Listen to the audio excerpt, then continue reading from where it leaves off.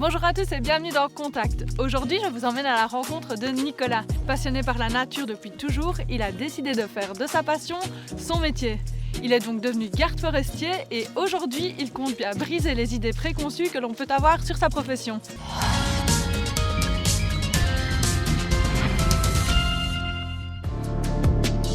Bonjour, moi c'est Nicolas Bronchin, donc j'ai 40 ans, je suis garde forestier. La circulation en forêt est réglée par le code forestier. Donc ici on est dans un sentier, donc notion qui est parfois un peu compliquée.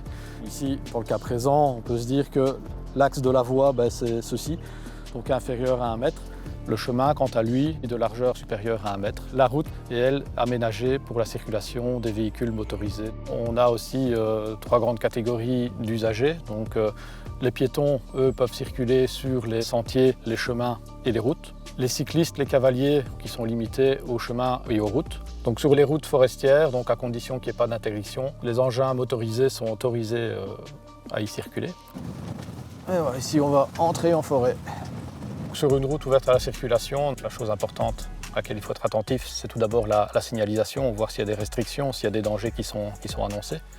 Ensuite, c'est pouvoir adapter sa vitesse à la situation. En forêt, on peut rencontrer énormément de cyclistes, des cavaliers, des promeneurs, des joggeurs.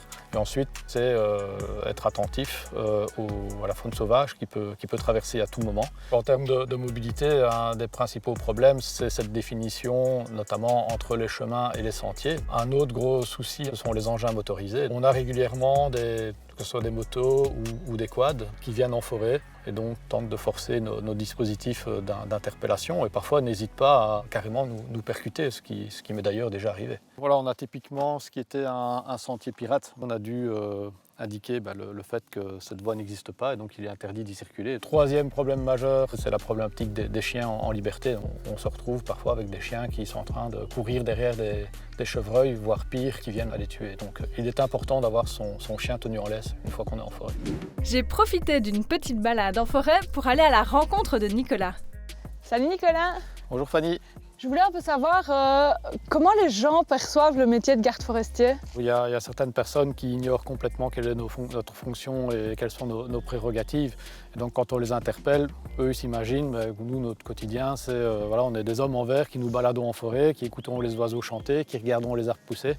Alors que non, on a aussi une fonction d'autorité et de police.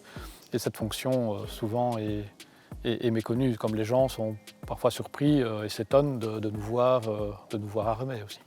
Qu'est-ce qui vous passionne le plus dans le métier de garde forestier ? C'est un bureau relativement agréable, c'est le plaisir d'être régulièrement en extérieur.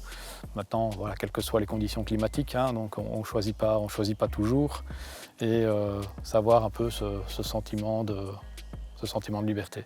Eh ben merci Nicolas pour toutes ces informations, c'était hyper intéressant et je ne me rendais pas compte à quel point le métier de garde forestier était finalement aussi large. Merci pour votre intérêt et qui sait, peut-être à bientôt au détour d'un chemin en forêt.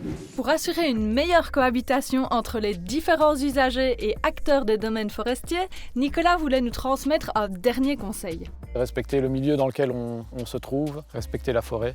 Et donc respecter aussi les autres usagers afin que tout le monde passe un moment de détente lors de sa balade en forêt. Voilà, c'est déjà fini pour cette immersion dans la vie d'un garde forestier, mais je vous retrouve dès la semaine prochaine pour un nouvel épisode de Contact.